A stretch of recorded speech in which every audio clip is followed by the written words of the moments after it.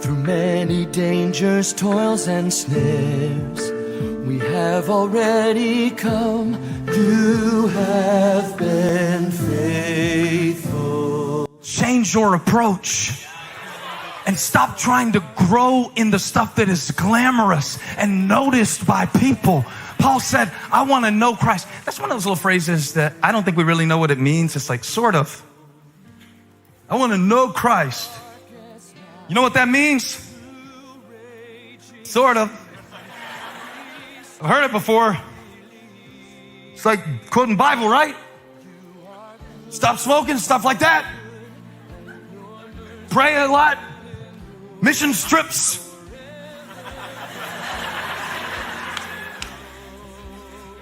Like, to know him, Paul said, I had to go into partnership with his sufferings to experience closeness. And this is why Jesus was forsaken by those that he called, loved, shepherded, taught, and parted into, is because the closer you get, the further you feel. This is the paradox of progress. And this is why you are growing in your faith at the same time that you're about to give up on it, because it's a paradox of progress. The closer Jesus got to the cross, the more confused his disciples became. And sometimes the closer you get to God and the more you walk in his ways, the more questions you will have as you give up on the answers that were simple for one stage. But the closer you get, the more mature you become, the more progress you make, you find that the answers don't come so easy. You are no longer content with cliches because you want to know him. You want to know who he really is. Now, they loved him on Palm Sunday. Remember? They put these palm branches down. I don't even know where they got it from, because that was from the other festival. They didn't even use those at Passover. But whether or not it's two different accounts merged together, we'll never know. They put the palm branches down in this passage and all of the Gospels that record it. And they were like, in a loud voice, Hosanna! Hosanna! Blessed is he who comes in the name of the Lord! Hosanna! Here's what's weird about it. The Pharisees are like, shut him up. Jesus is like, I can't. If they stop, the rocks will start shouting. Because who I am creates praise. Who I am creates expectation. When my presence shows up, things have to change. Things have to change. If you're sitting next to somebody who doesn't like you, clap and tell them, if I don't do it, the chair will. Something's got to praise God. Something's got to glorify him. It might as well be something with breath. It might as well be me.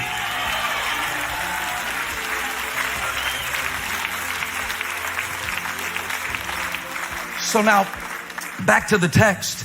He's going in and they're like, Hosanna, blessed is the King who comes in the name of the Lord. Peace in heaven and glory. Doxa. Doxa. Remember doxa, glory, doxology, doxa, glory in the highest, doxa, peace in heaven, glory in the highest. Some of the Pharisees were like, shut him up. He's like, the stones will cry out. But then what's crazy to me is this paradox. Remember, I love that word. I want you to love that word. I'm going to preach on that word until you love that word. Paradox. It's like a contradiction, only it happens to be true. And sometimes when you are frustrated with yourself because you feel like a contradiction, right? I love God, but I love certain sins. I love God, but I still love this thing over here that I shouldn't love. It's not a contradiction, it's a paradox. Because his strength is made perfect in your weakness, and his grace needs a place to operate. So he leaves a weakness in your life so that the king can ride in on a colt, so that they won't celebrate what he rode in on. They'll celebrate him when he rides in.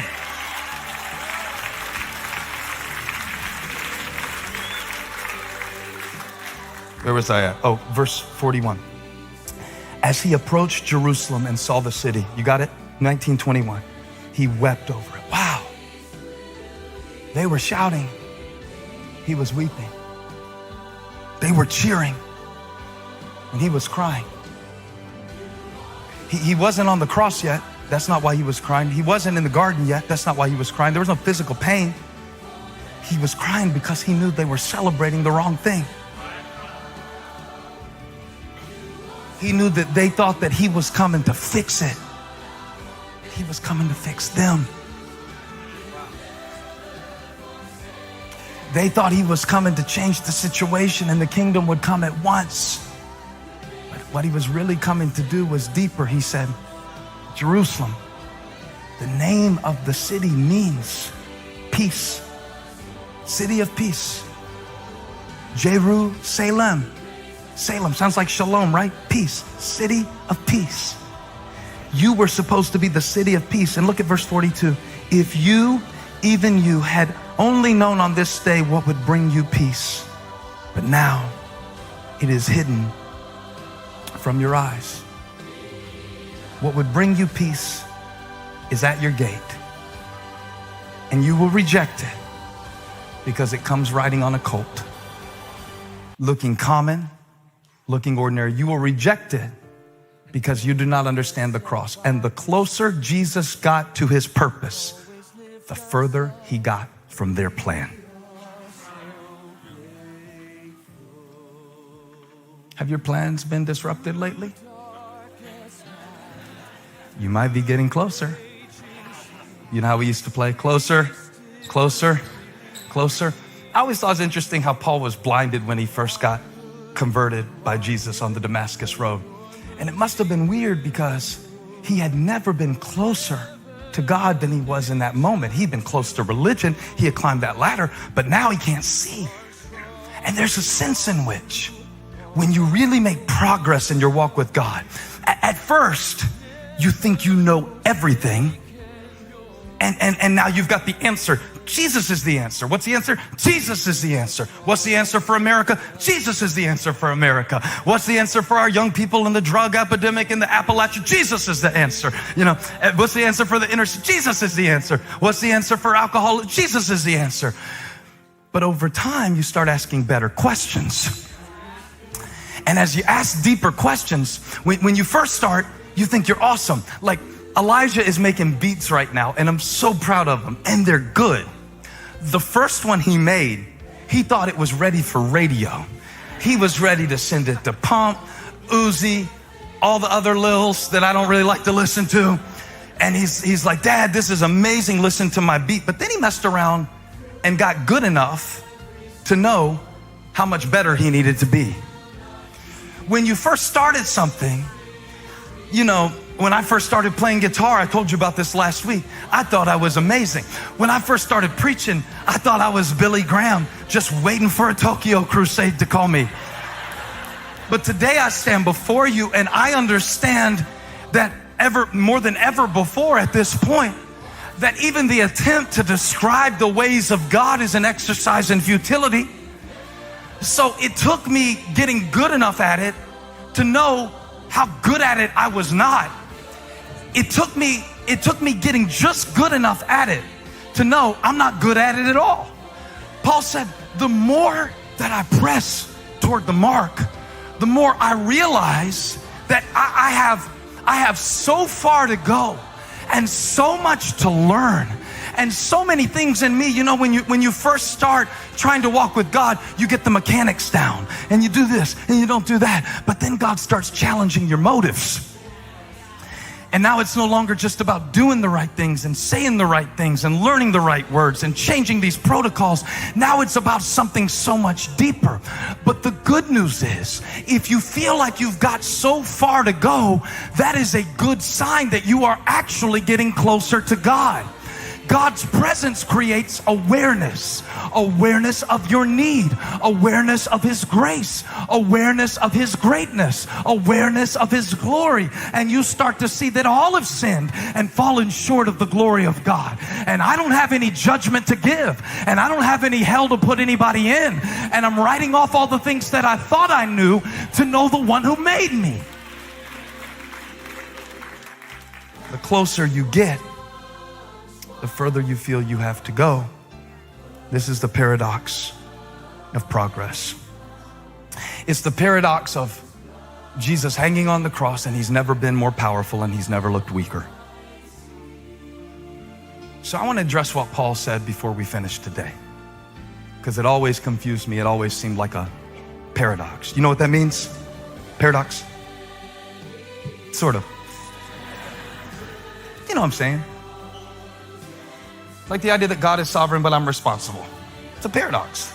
That's what makes him God. If I could explain it, I wouldn't have to have faith to believe it. I'm completely comfortable. How can you serve and love God when God... I'm completely comfortable with it. He's great big God. I'm little old me. That settles it for me. I understand how his ways are higher than my ways. His thoughts are higher than my thoughts. So, Paul says, I want to know him. The power of his resurrection. Yeah. I want some of that resurrection power. And participation in the fellowship of his sufferings. At first, I thought he meant that he wanted to die for Christ.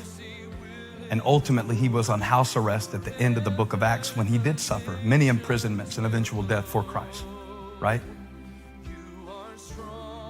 But I read it differently. He said, I want to participate in his sufferings, in his death while I live. That's the paradox. Now watch this. Lord, help me deliver this. Paul's not saying I want to die like Christ died. He's saying I want to live like Christ died.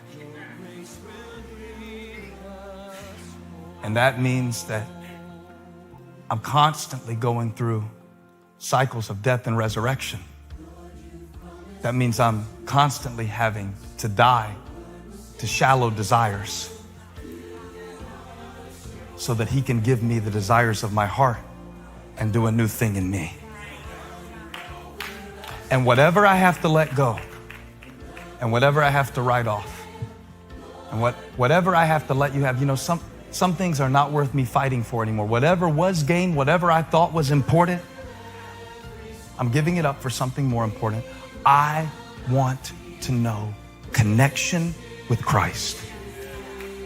And I want to live like he died, so when people insult me, I want to learn to let that go like he did.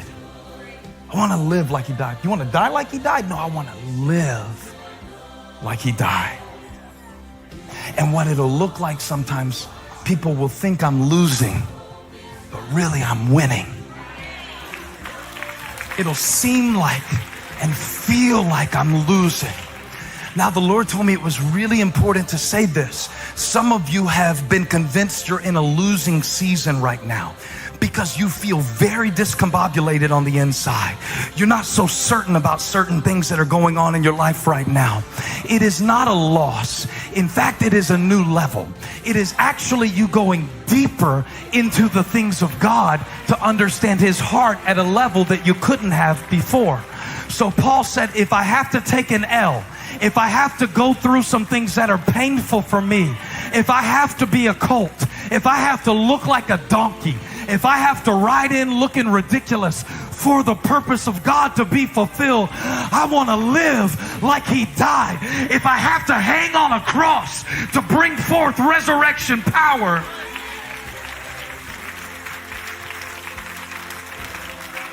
if I have to go to Jerusalem, and if I have to face the jeers and the taunts and the ridicule and the rejection, if I have to pray in the Garden of Gethsemane, nevertheless, not my will, but yours be done. Hey, thank you for watching. Make sure you subscribe to this channel so you don't miss a single video or live stream. And share this video with a friend. And don't forget, you can join me live every Sunday. Thanks again for watching.